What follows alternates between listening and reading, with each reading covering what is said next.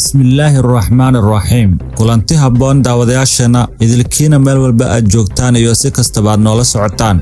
Halkani waa channelkeena Hoggaan Media oo alaaba aad kala socotaan wararkii ugu dambeeyay caalamka iyo arrimaha diblomaasiyadda.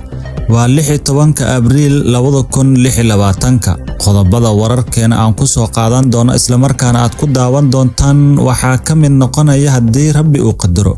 Israa'iil oo magacawday safiirkeedii ugu horeeyay ee Somaliland. Faahfaahinno dheeraad ah iyo macluumaad ayaan idinkaga haynaa. Dhinaca kale, hogaamiyaha Falastiiniyiinta ee Barquuti ayaa la sheegay in uu la kulmayo weeraro rabshado wata oo ka dhacaya xabsiyada Israa'iil. Qodobadaas iyo qodobadii kale ee ugu soo kordho ayaan idin soo tabin doonaa isla markaana aad ku daawan doontaan daqiiqadaha soo socda intaan ku guda jirno tabinteena haddii Rabbi uu qadaro. Balse intaan u guda galin marka hore waxaan ka codsanayaa muuqaalka like inaad noo saarto, la wadaagto asxaabtaada, isla markaana fikirkaaga qaybta hoose faalooyinka noogu reeb. Haddii si aadan ka mid ahayn bahdayada ee Hoggaan Media, fadlan nagu soo biir ee channelka subscribe noo dheh, gambaleelkana furo si ay ku soo gaaraan muuqaalada xiga. Magacaygu waa Hashim Aadam ee ku soo dhawaada mar kale iyo tabinteena. Aad iyo aad ayaad u mahadsantahay. Haddii aan ku bilowno, Israa'iil waxay magacawday safiirkeedii ugu horeeyay ee Somaliland. Israa'iil ayaa magacawday safiirkeedii ugu horeeyay ee loo dirayo Somaliland. Arrintan oo timid bilo kadib markii ay si rasmi ah u aqoonsatay gobolkaas oo ka go'ay Soomaaliya sida ay ayagu sheegteen. Magacaawista Mijal Lotem oo horey ugu soo noqday safiirka Israa'iil u fadhiya Kenya ayaa Arbacadii baahisay warbaahinta qaranka Israa'iil. Tani waxay noqotay tallaabadii ugu dambeysay ee lagu xoojinayo xiriirka sii xoogaysanaya tan iyo bishii December, markaas oo Israa'iil ay noqotay dalkii ugu horeeyay ee adduunka si rasmi ah u aqoonsato Somaliland, taas oo soo afjartay go'doon diblomaasiyadeed oo socday in ka badan 30 sano. Madaxweynaha Somaliland Cabdiraxmaan Maxamed Cabdullaahi Cirro ayaa khudbad uu ka jeediyay kulan wadajir ah oo yeesheen labada aqal ee baarlamaanka ku sheegay in Israa'iil ay caddeysay in ay tahay saaxiib lagu kalsoonaan karo. Hadalkaas ayaa sababay in xildhibaanadu istaagaan oo sacab iyo bogaadin ku muujiyaan. Dhanka kale, wasaaradda arrimaha dibadda Soomaaliya ayaa soo saartay bayaan ay si adag ugu cambaaraynayso go'aanka Israa'iil ee magacaabista safiirka, iyagoo ku tilmaamay arrintaasi xadgudub toos ah oo ka dhan ah madaxbannaanida iyo midnimada dalka. Somaliland waxay ku dhawaaqday in ay ka madax bannaan tahay Soomaaliya inteeda kale sanadkii 1991 kadib dagaal sokeeye oo dalka uu gilgilay, balse ilaa iyo maanta dowladda Soomaaliya si rasmi ah uma aqoonsano. Aqoonsiga Israa'iil ee Somaliland ayaa dhaliyay cambaareen ballaaran oo ka timid United Nations Security Council, African Union, Organization of Islamic Cooperation iyo European Unionka tan iyo markii Israa'iil ay aqoonsiga ku dhawaaqday bishii December. Labada dhinac waxay si dhaqsiya leh u bilaabeen in ay sii xoojiyaan xiriirkooda. Wasiirka arrimaha dibadda Israa'iil Gideon Saar ayaa bishii Janaayo booqday caasimadda Hargeysa, halkaas oo ay xarun u tahay dowladda Somaliland.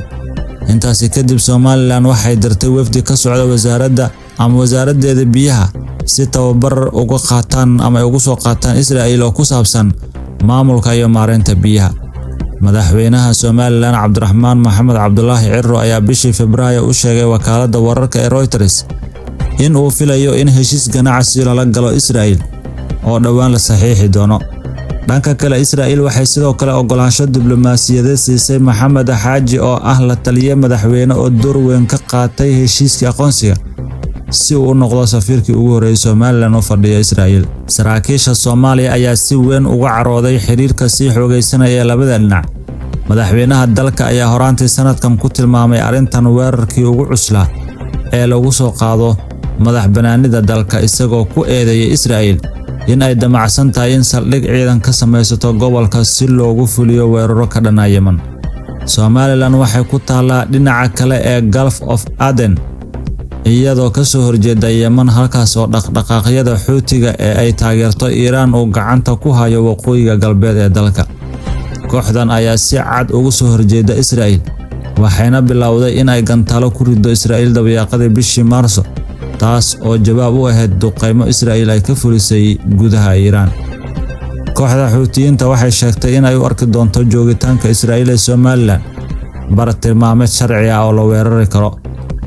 bishii Maars wasiirka madaxtooyada Somaliland Khadar Xuseen Cabdi ayaa sheegay in warbaahinta Bloomberg in Somaliland ay doonayso in ay la yeelato Israa'iil xiriir istiraatiiji ah ay ku jiraan iskaashi dhinaca amniga ah. Khadar Xuseen Cabdi meesha kama saarin suurtagalnimada ah in saldhig ciidan oo Israa'iil ay ka samaysato dalka, isagoo sheegay in arrintaasi mar la falanqeyn doono. dhanka kale, Cali Cumar wasiir ku-xigeenka arrimaha dibadda ee Soomaaliya ayaa u sheegay Al Jazeera in dalkiisu uusan doonaynin in dhulkiisa lagu jiido iska horimaadyo dibadeed ama loo adeegsado habab sii horin kara xasilooni darrada ka jirta gobol horeyba u nuglaa. geesta kale, haddii aan fiirino, hogaamiyaha Falastiiniyiinta Marwan Barghouti oo la sheegay in uu la kulmay weeraro rabshado wata oo ka dhacay xabsiyada Israa'iil. hogaamiyaha caanka ee Falastiiniyiinta Marwan Barghouti ayaa toddobaadyadii u dambeeyay la kulmay weeraro dhowr ah oo lagu tilmaamay rabshado wata oo ka dhacay xabsiyada Israa'iil, taas oo dhalisay baa la leeyahay walaac cusub oo laga qabo in noloshiisa khatar gasho sida uu sheegay qareenkiisa. qareenka bin Marmeli ayaa bayaan uu Arbacadii ku daawacay bogga Telegram-ka ee Palestinian Person's Media Office ku sheegay in Barghouti oo tan iyo 2002 ku xiran xabsi daa'in in ay ku riday Israa'iil ula kulmay 3 weerar oo kala duwan intii u dhaxaysay bilihii Maarso iyo Abriil. arrintan ayaa ku tilmaamay in ay muujinayso xadgudubyo sii kordhaya. Barghouti oo 66 jir ah kana mid ah hogaamiyaasha sarsare ee dhaqdhaqaaqa Fatah ee uu hogaaminayo madaxweynaha Falastiiniyiinta Mahmoud Abbas ayaa la sheegay in si daran loo garaacay 8 Abriil gudaha xabsiga Ganot Barshon ee bartamaha Israa'iil. qareenkiisu wuxuu sheegay in garaacaas kadib laga tagay isagoo dhiig baxaya, isla markaana loo diiday in la siiyo daryeel caafimaad. hadalkan ayuu qareenkiisa sheegay kadib booqasho uu Axadii ku tagay ama ugu tagay macaamilkiisa. sidoo kale 25kii Maarso ayuu sheegay in Barghouti la weeraray intii lagu guda jiray wareejin xabsi oo laga qaaday Megiddo Barshon oo ku yaala waqooyiga Israa'iil laguna geeyay Ganot. maalin ka hor dhacdadaasi ayuu qareenka sheegay in waardiyaasha xabsiga si xoog leh u galeen qolkiisa iyagoo wata eeyo kuna khasbeen in uu dhulka jibsado, dabadeedna eeyga si isdaba joog ah u weeraray. bayaan kale oo ay soo saartay ololaha caalamiga ah ee Free Marwan Campaign kaas oo la sii daayay habeenkii ka horeeyay sanad guuridii 24aad ee qabashadiisa ayaa lagu sheegay in Barghouti uu mar kale la kulmay weeraro cusub oo aad u arxan daran xilli lagu hayay kaligiisa go'doon gudaha xabsiyada Megiddo Barshon iyo Roman Barshon ee koonfurta Israa'iil. qareenka bin Marmeli ayaa sheegay in xaaladaha ay ku dhacday booqashadiisa oo socotay 5 saacadood ay ahaayeen kuwo aad u adag isla markaana ah mid bani'aadamnimada ka dhan. wuxuuna sheegay in isaga iyo macaamilkiisa lagu khasbay in ay ku qayliyaan muraayad dhex taala si ay isla xiriiraan. inkastoo uu ku sugan yahay xaalado xabsi oo aad u adag, haddana Barghouti waxaa lagu tilmaamay in uu weli yahay nin maskaxdiisu feejigan tahay, diiradda saaraya arrimaha, isla markaana si dhow ula socda waxa ka dhacay dibadda xabsiga. Mandelaha Falastiin Marwan Barghouti oo dad badan u arkaan in uu door muhiim ah ka qaadan karo dhismaha dowlad Falastiin ah oo mustaqbalka ah, maadaama uu awood u leeyahay in uu mideeyo kooxaha siyaasadeed ee kala aragti duwan, ayaa hadda ku jira xabsiyada Israa'iil isagoo ku xukuman 5 xabsi daa'in. xukunkaas waxaa lagu riday eedeymo la xiriira weeraro la sheegay in ay dhaceen intii lagu guda jiray intifaadiyadii labaad ee kacdoonkii Falastiin oo socday intii u dhaxaysay 2000 ilaa iyo 2005. bishii Oktoobar ee sanadkii hore, wiilka Barghouti ayaa sheegay in aabihiisa si daran loo garaacay intii lagu guda jiray wareejin xabsi bishii Sebtembar, taas oo sababtay in dhaawacyo ka soo gaaray madaxa. sanadkii hore sidoo kale, Barghouti waxaa lagu jeesjeesay gudaha qolkiisa ee xabsiga Ganot Barshon. wasiirka amniga qaranka ee garabka midig ee Israa'iil Itamar Ben-Gvir muuqaal ay baahisay warbaahinta Channel 12 ayaa muujiyay in Ben-Gvir oo u sheegay maxbuuska adigu ma guuleysan doontid ku yiri.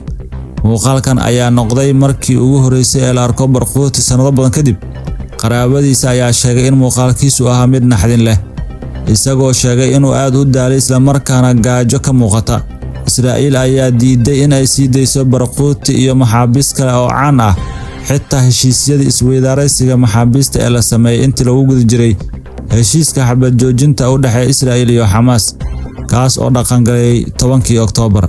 Haddii aad halkan la soo gaartay, runtii waan kaaga mahadcelinaynaa la socoshada iyo daawashada muuqaalkayaga. La wadaag asxaabtaada muuqaalka like noo saar. Tan iyo inta aan tabinteena xigta ku kulmi doonno, waxaan idinkaga tagayaa sidaas iyo amaano Allah.